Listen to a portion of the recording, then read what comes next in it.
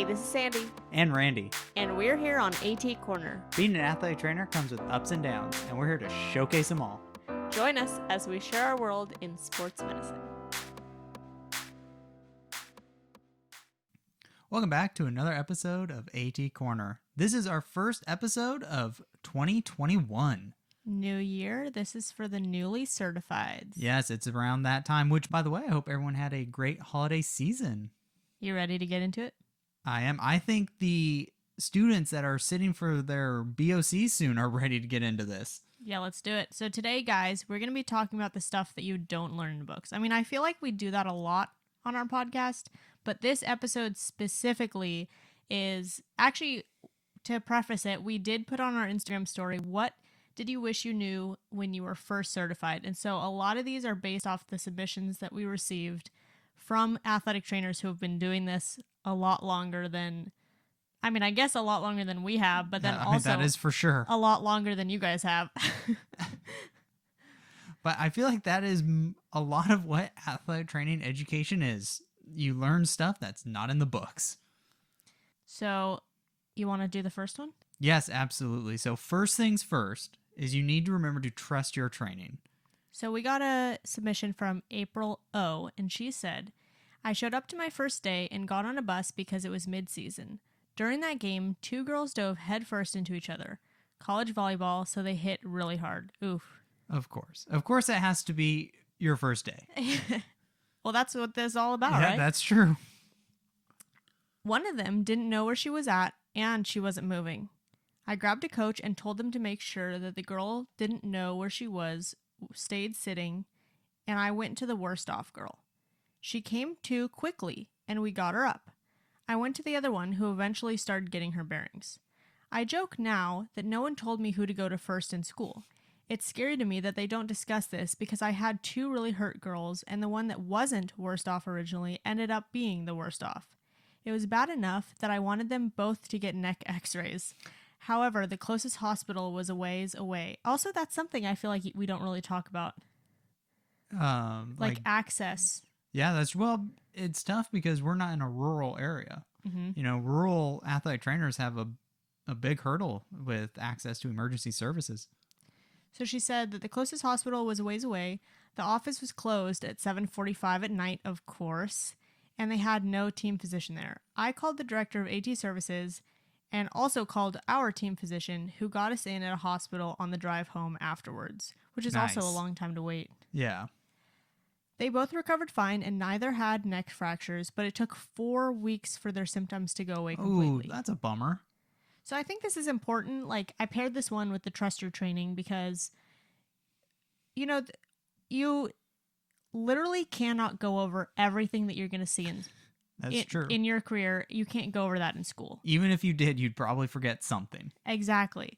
So I feel like with this, like, maybe some people do talk about like learning how to triage and learning which one to go to. Yeah, and it goes to show you that is the importance of your clinical rotations, because I think a lot of education programs rely on that portion to be taught by your preceptors, is, you know, kind of teaching them on-the-job experience as far as triaging in situations like that. And also remember, the BOC is basically just there to make sure that you're not going to kill anyone. Exactly. That's how I always look at it. You ready for the next one? Yes, so this one is all about utilizing your mentors. That can't be stated enough. They've gone through the same struggles, and they are there to help you. Mm-hmm. So this story is by Anonymous. I had a kid with a C3 through 5 fracture Wow. in my first 6 weeks at my first high school setting. Holy moly. Not all of them are like that. He ended up being very lucky and was able to make a full recovery. I, however, was sort of in disbelief when I found out how serious it ended up being.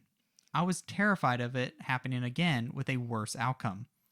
We didn't have AT cares yet, but I looked to my mentor. Just being able to talk through it with someone I trusted was great and helped me through it.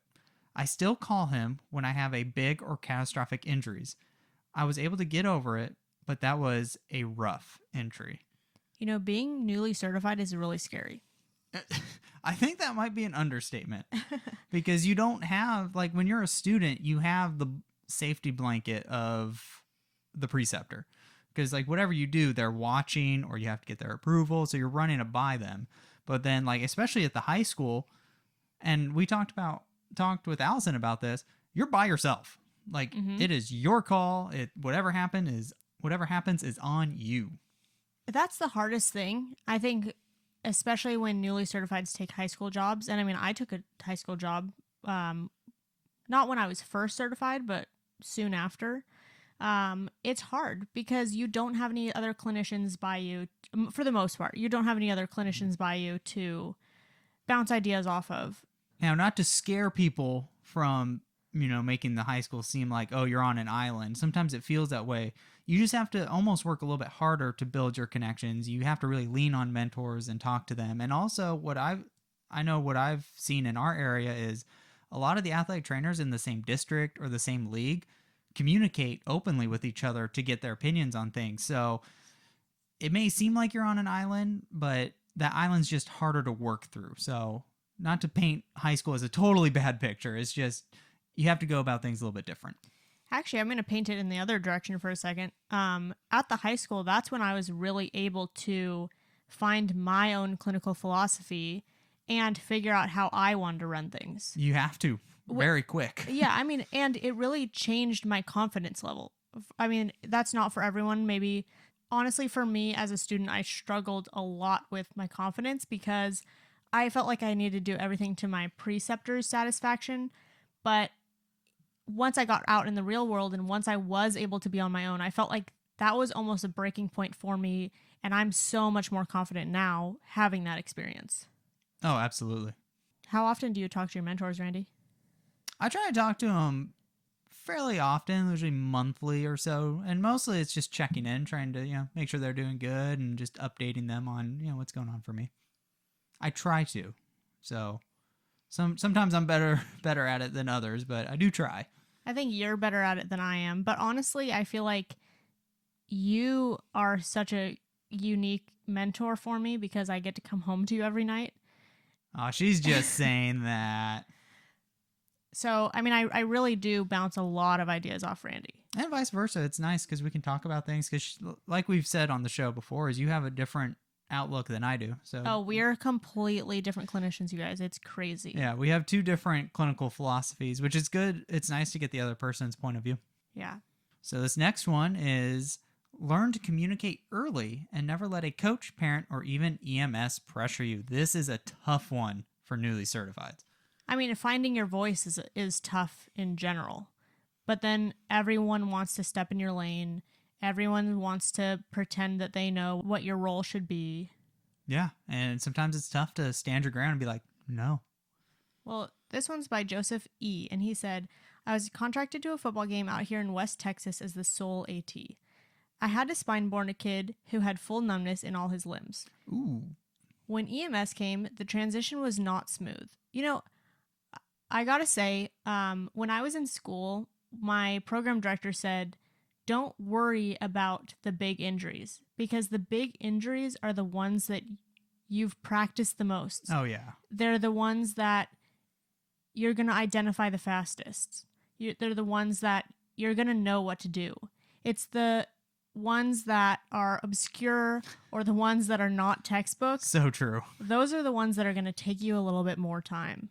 That is definitely true. The gray area ones are always the hardest. So I got to say, spine boarding, that's a huge, very scary topic for a lot of athletic trainers, but I feel like a lot of athletic trainers actually have done it and have done it successfully. Yes, well, we practice it a lot and go over it a lot. We understand the importance of it. So it's something that when you're in the situation, it just becomes automatic. So when Joseph said that he had a kid who had full numbness, I think you know what to do. Oh, absolutely. So, I mean, the tough part is he did say that the transition with EMS is not smooth, and that's the importance of communication.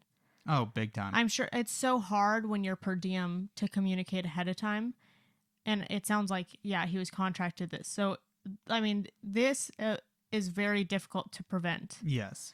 But anyway, there were two EMS guys, and neither of them believed me. That's really hard. One said to the other, get the young kid to move over. Oh boy, here we go. Yeah, when they come in rude like that, yes. That just is just like a turnoff. Like, how do you get past that? Oh yeah. The patient was prone with his head facing to the right, so I asked them to prepare for a log roll to the left, and they responded with, "Can't we do it on your right?" I said no. Then, the patient had pain when we tried to straighten out his legs, so we left them in the position they were for the move. EMS kept trying to move them. Oh, that's so frustrating. I know, seriously. So I had to stand up for my patient and yell at them not to move his legs. Here's the thing is like, this is where you find your voice. This is where you have to advocate for your patient. Absolutely. And that's the whole role of ATs. I think that's such a bummer too. I've had amazing experiences with EMS, and I've also had bad experiences with EMS. Yeah, I think that's how everyone is. You know, they have mixed. Like, there's some good experiences and there's some bad experiences. Lastly, while putting on the blocks to stabilize his neck on the board, the EMS crew told me to just remove my hands and not worry about it. Wow. Very nonchalant by this crew. Turns out we couldn't even transport him with the first rig, so we were delayed 15 minutes until another rig could come. Super. Yeah. Even more fun. Yeah. It's so frustrating me when they bring a rig that they can't transport. Oh, yes. You've had that experience before. Yes, I have had that experience before. Or how about when EMS gets locked behind the gate? Same story. No, that was a different one. Oh, it was? I thought that was the same experience where it was the wrong rig anyways. Nope, that was the next day. Oh, my goodness. Yeah, I had a lot of very early certified spine board. Yes, you have. Actually, one of them, so he said that the patient had pain when we tried to straighten out his legs. This is actually a really interesting point because I forgot. Remember my second spine board, the one that you were there for? Yes. The way the kid had fallen, he had fallen almost like, I don't know if you guys know what a downward dog is, but he had like his hips in the air and his knees had fallen to the floor because obviously he's not going to be in downward dog. Like, you can't hold that. But he basically like spearheaded himself into the floor after he had already had the collision with two football players, where the lateral neck flexion happened. So on top of that collision, that's when he fell, and that was the position that he was in. So hips in the air, knees on the floor, head on the floor. They don't teach you that in school. I stabilized his neck, and I was just talking to him to see if we could move him into a more like either a prone position or more like flat position, and we were able to do that. But that was like something that I was not, on the spot, I had to kind of be creative about. Oh, definitely. So, speaking of per diem, as an athletic trainer, doing outreach work is very different than what you might expect. I think this is a really important point because I feel like a lot of athletic trainers do per diem. Well, yeah. Which is good because that means a lot of, youth events and stuff like that are getting coverage. But it is definitely a different experience. So very different from what you learn even in your clinical rotations. Oh, absolutely. So this next story is by Cat C. Being an outreach athletic trainer right out of a master's program is a hard transition. In college and clinicals, you are so excited to do it all. You get to evaluate, build rehab plans, do the rehab with them, use the modalities, take them through progressions, etc. But with outreach, you unfortunately have to be comfortable with doing the minimum. A lot of times, it's just doing the eval, writing a report, and sending them on their way. Sadly, that's true. It really is, because that's really what the expectation is. You're just there to make sure no one dies, and if any injuries occur, just make sure that you do your eval and then point them in the right direction for their future follow-up. Sometimes you can get away with like do these rehab, but there's no follow-up a lot of times with the major injuries unless you get their contact information. Like, you are not going to hear from them again. Yep. Unless you do a tournament where you're seeing them multiple times. Like, these athletes, you're not going to get to follow through their injury. You don't get to know them ahead of time like we normally do as athletic trainers. Yep. I think per diem is a really tough transition, especially out of your grad program or your undergrad program. Absolutely. And plus it takes away from the full scope of what an athletic trainer can do.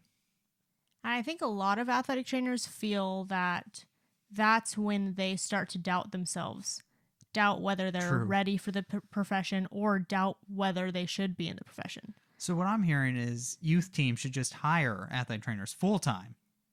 You know, I did have an offer from a youth football team. That is true. You did. On the sideline, which that's the funny thing. So probably about half a year after I got certified, I started working with this youth football team. And it was tough. I know that I've talked about it a little bit on the podcast. I didn't last very long. I was very, it was a toxic situation. I was stressed to the point that, I was sitting at home thinking about going back to work and panicking about it. Yes. That's not something that I should be. That's not a normal occurrence. And football is my favorite to work. So, those two together, that was a really tough situation for me mentally, and especially right after being certified.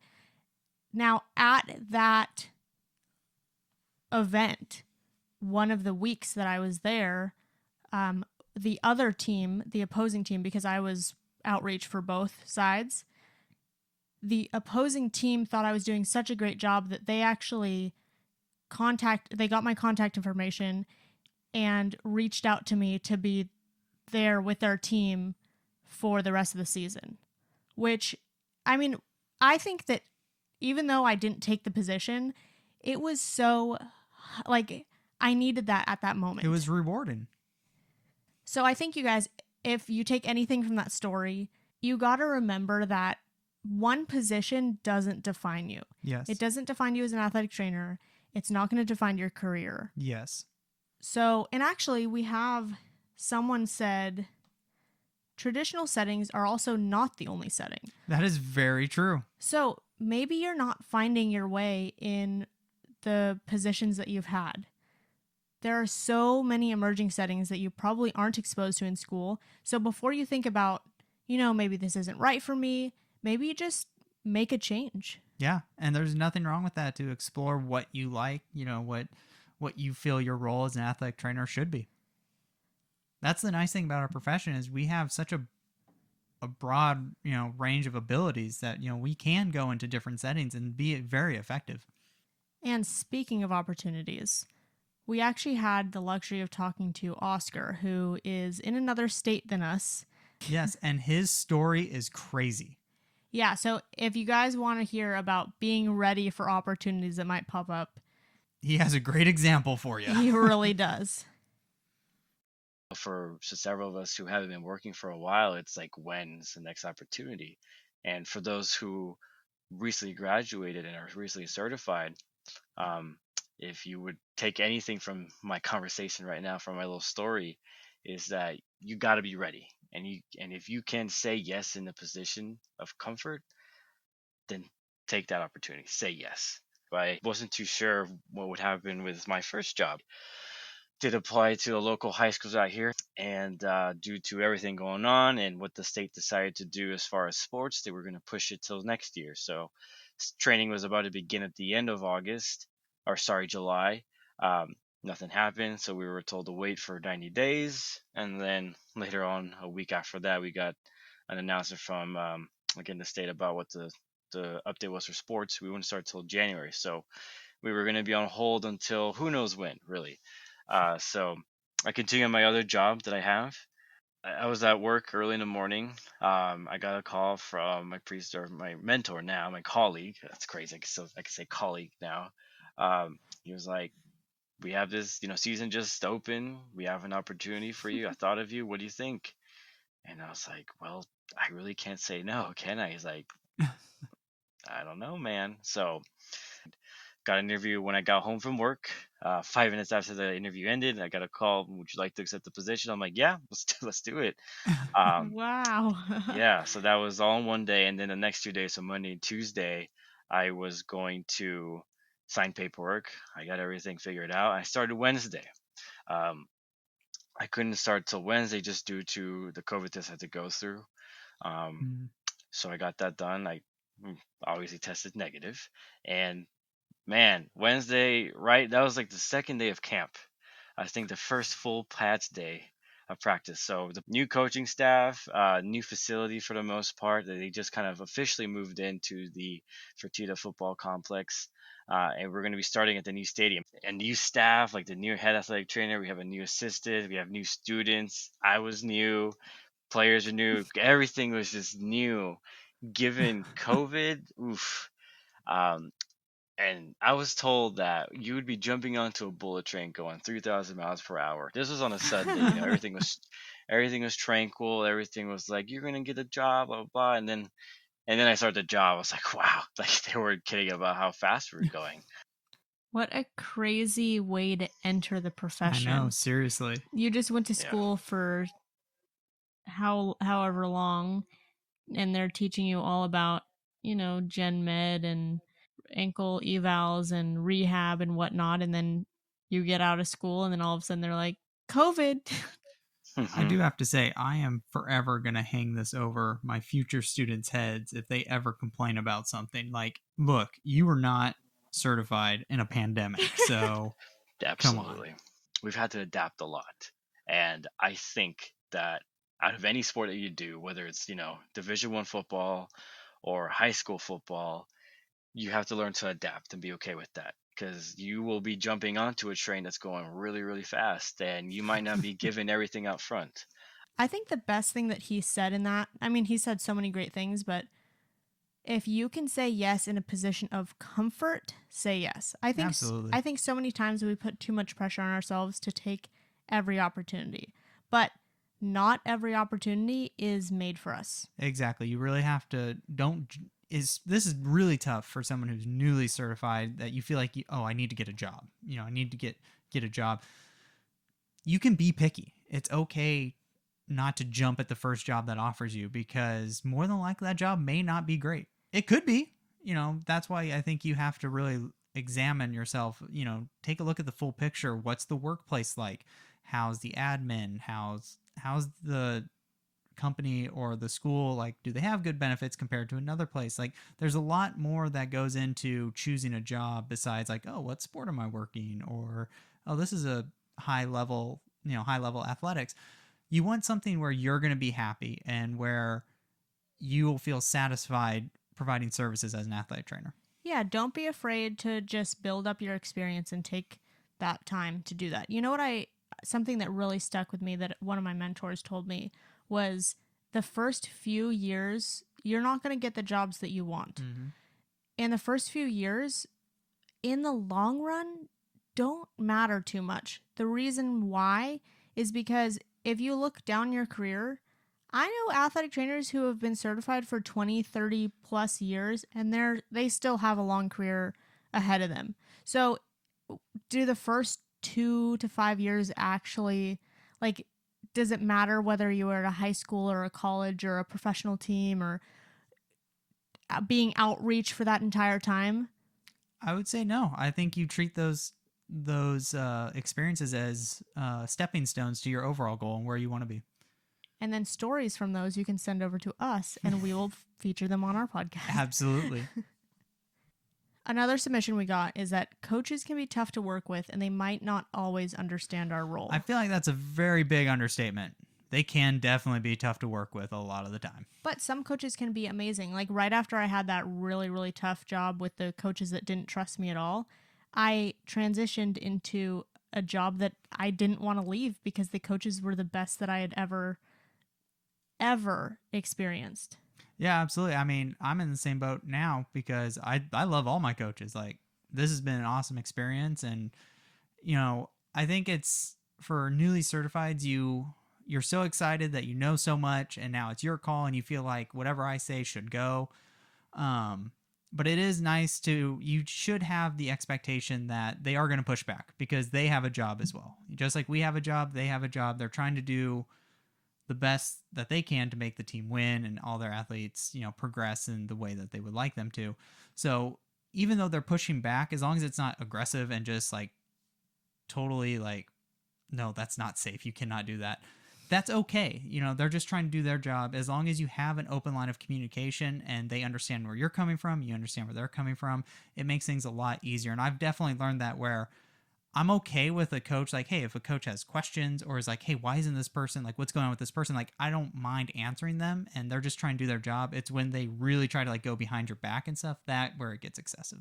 You know what? Actually, with something that I heard from Kelsey, who we've had on our show, she does a lot of looking at the coach's perspective and also validating their feelings. That's a huge thing. Absolutely. And I think that's a huge thing with communication in general, but especially if you're talking to a coach and you're taking out their star player or even just a player who's, I mean, everyone on the team is valuable, right? So if you're taking out someone, that's really tough because from the coach's perspective, it's just like, imagine you're playing a game and now suddenly like one of your pieces is missing. Like that's very difficult. So if you go in explaining like, yes, I hear you. I want to let you know that I understand that this sucks. And then if you start to explain to them why, a lot of times that helps. Now, you also have to remember that each coach is different. So some coaches might not want to sit and listen to you explain the why. Learning to communicate with different personnel is very important. Yeah, absolutely. So Kiera K said, I was an ex-distance runner, so no experience in aggression from coaches. I cried inside closets and bathrooms more times than I'd like to admit. Just remember that not everyone will like or understand your choices. Yeah, that's true. And again, it just goes back to communication and understanding that, you know, they have a job, you have a job, and just, you know, there has to be a mutual respect. Obviously, when they're not respecting your decision, that's a different story, and that conversation has to be had. But other than that, just remember it is all about communication, and remember to take a step back and understand the other person's point of view. And to play devil's advocate from everything we had just said, we are also not there to be people pleasers. Absolutely not. And that's why I tend to be a little bit more reserved when I work with coaches. I tend to have a lot more skepticism until they prove me otherwise. I also like that she wrote this in and allowed us to share this because it's okay to cry. There's nothing wrong with it. I do not like crying. I will not cry in front of you. That is not something that is not me. But I think that showing that, you know what? You know, sometimes it's what you need. You just go hide, let it out, and then come back and do your job.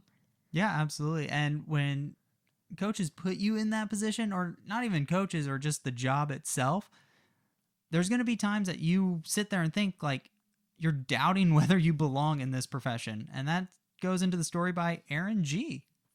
So Erin said, this still isn't out of my system, but I was considering going to school for PA after getting certified. I love athletic training so much, so I'm not necessarily ready to leave the profession yet, but just going back to school for PA and work in an ortho clinic is definitely on my mind regularly. When it comes to similar professions, I feel like it's usually between PT and PA that ATs consider. Also, if you guys don't know what PA is, it's physician assistant. I like the autonomy of an AT and the ability to be in various settings still.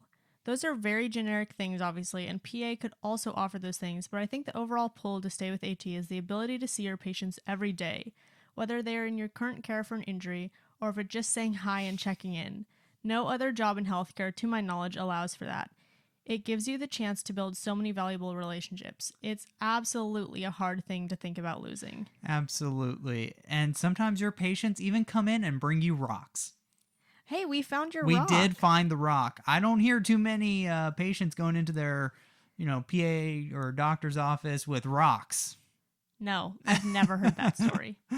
But no, that is true. That is a common thing for most ATs. And I think a lot of it, I know from the California perspective, is we aren't regulated.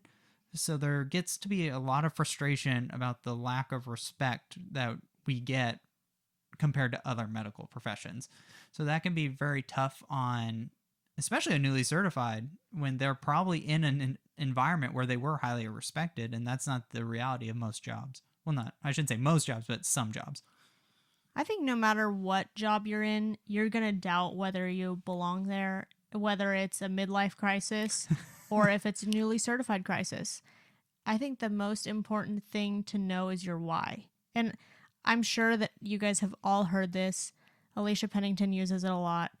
But finding your why will keep you going on the days that you don't feel like you can. Yeah, absolutely. I mean, on the days that the coaches kick you off the sideline and you have to call the police on them. And Yeah, absolutely. And it also goes back to, a lot of people point at the salary of an athletic trainer. And I think sometimes that gets a bad rap too, because that's not the reality of all athletic training jobs. So to say that, oh, athletic trainers don't get paid well, I think is kind of a cop out. Some settings don't get paid what they should, but there's also settings where there's ATs making a good living off of their salaries, and there is potential for ATs to make, a pretty good salary. So you have to know what you're looking for and use your passion to drive you there. I guarantee you there's a market for your passion. And if it just isn't, maybe athletic training is not for you. I mean, we both love athletic training, and I can guarantee you that we're never going to leave this profession, but that might not be the same for you. And we're not here to tell you to stay in the profession if you don't love it. Absolutely. There's nothing wrong with, hey, I want to be a PT or a PA, because the nice thing is you still understand what ATs do and you have the respect for what an athletic trainer goes through. And we need more, we need other health professions to understand us in order to respect us. Yeah, and I think that that's also something that is like kind of an elephant in the room. I think when athletic trainers hear of other athletic trainers leaving the profession, it's tough to hear because honestly, athletic training, there's a huge burnout level. There are so many athletic trainers who leave the profession, and we're not here to say that it's okay, but we are also not here to keep you in a profession that you don't love. Yeah, that's true. But I will say, to caveat that, before you leave, I think that you should also think about there's not only one way of athletic training. There are so many different settings, like we said before. There are so many different job opportunities. So maybe you're just in the wrong area. Yeah, that's true. Oh, this actually goes into the next story from JCtheATC. If you don't love your position, it's okay to get a new job. Just do your best to not burn the bridges that got you there. AT is a small profession. Yes, it is. So she said, I initially worked my first year in a clinic that I had worked for years prior. When I made the transition from aide to outreach ATC, I loved the position. But as time went by and my eyes began to open, I realized it was an incredibly toxic position I was contracted to. The day I made the decision to leave that position and the outreach setting was the day I began to hate my job. And I mention this specifically because I love what we do as ATCs unconditionally. So when that feeling began to come about, I knew it was time for a new position or setting, and since the change to direct hire at the high school, I couldn't be happier. That's awesome. Mm-hmm. And you see, again, that goes back to evaluating what jobs you want, and then even when you're in the job, to continue to evaluate it. Going back to, I think what you said earlier about no one knows what an athletic trainer is. I think that's something we just have to face, right? Yes. I see so many people on social media getting frustrated about it. I mean, we were just even talking to one of my best friends, and he still does not know what we do, which is so funny because after we've explained it multiple times. But here's the thing is we cannot get frustrated at the people who do not know what we do because it's not their job to know. It's our job to educate them. Yes. So when you encounter someone who doesn't know what an athletic trainer is, I think instead of getting frustrated, just recite your elevator speech. Yes, recite the elevator speech. I love it. Just explain what we do. It's that simple. And I think that will also help your blood pressure and your frustration because it's going to be happening for the rest of your career. Yes. Now, besides all the horror stories and the serious words of advice, don't forget to have fun. Our job is pretty cool. I love going to work every day. I love seeing the athletes. I love what we do on a day-to-day basis.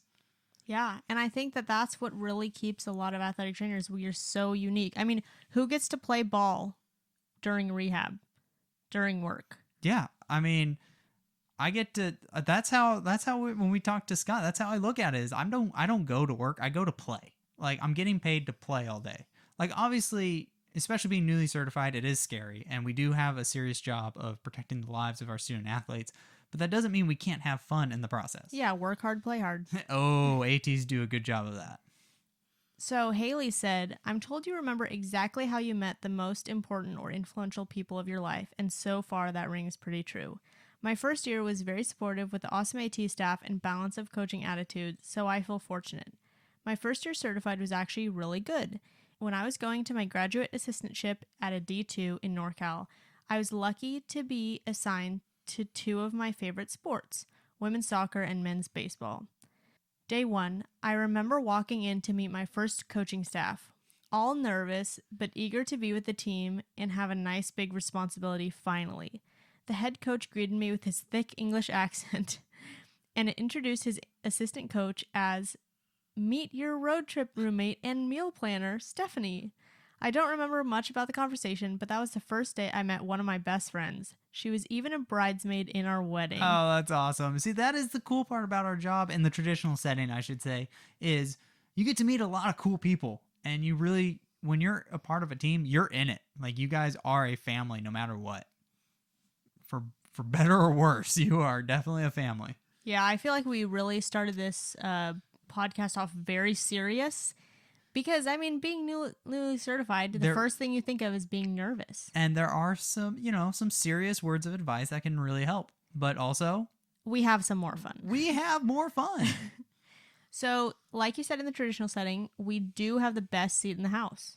Oh, absolutely. So, Sarah H. said, my first game as a certified, I just started my old high school. Oh, how cool. She was at her alma mater. Nice. That's awesome. That is a rewarding experience for, a lot of athletic trainers. And their first game was a sponsored memorial game. We got invited to play at the 49ers' new stadium. Nice. That's cool. That is so cool. Crazy experience having my first solo game in the huge arena. Thankfully, nothing major, though.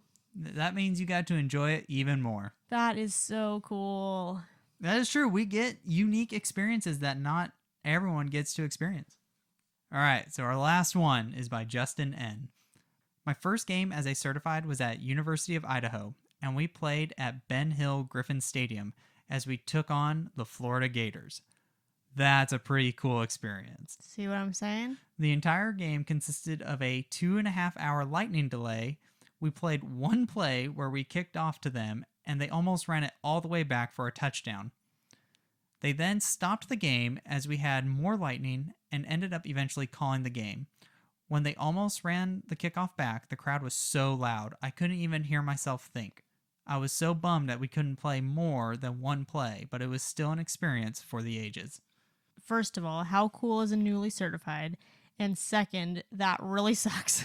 Yes, I was going to say, it's interesting when you're at those, because, University of Idaho is a Division I university, but it's not like, they're not a powerhouse, so it's funny to get the perspective of athletic trainers from those schools because essentially I'm sure the University of Florida paid the University of Idaho to play that game to essentially lose.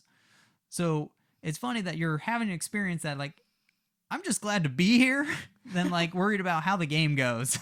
I mean, that crowd, that's insane. Yes, that is definitely a unique experience that not a lot of athletic trainers get to experience. I will say that when I'm on the field, I don't know that I really pay attention to the crowd. During the game, no.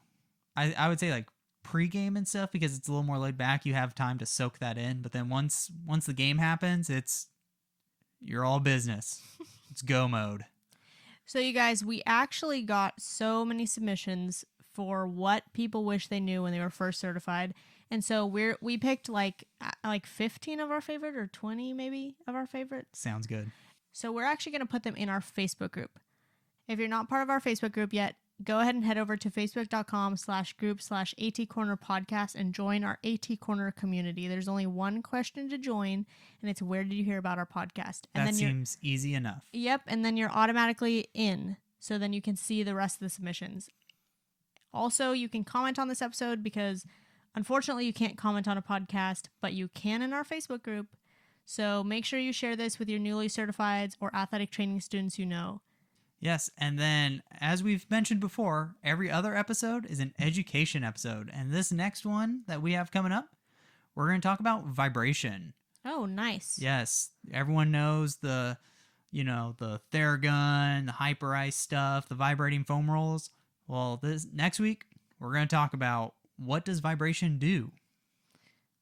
Cool, I'm excited for that. So you guys, Me too. we, like Randy said, we do every other episode as education or stories, and our upcoming stories are usually in our Instagram stories. So if you want to submit yours for a future episode, you can through our Instagram, or you can email atcornerds@gmail.com. You ready to wrap it up, Randy? That was pretty good. Get it? Wrap it up. We're post Christmas. Wrap it up. I was thinking rap like Ace Rap. That works too. Thank you for helping us showcase athletic training behind the tape. Bye.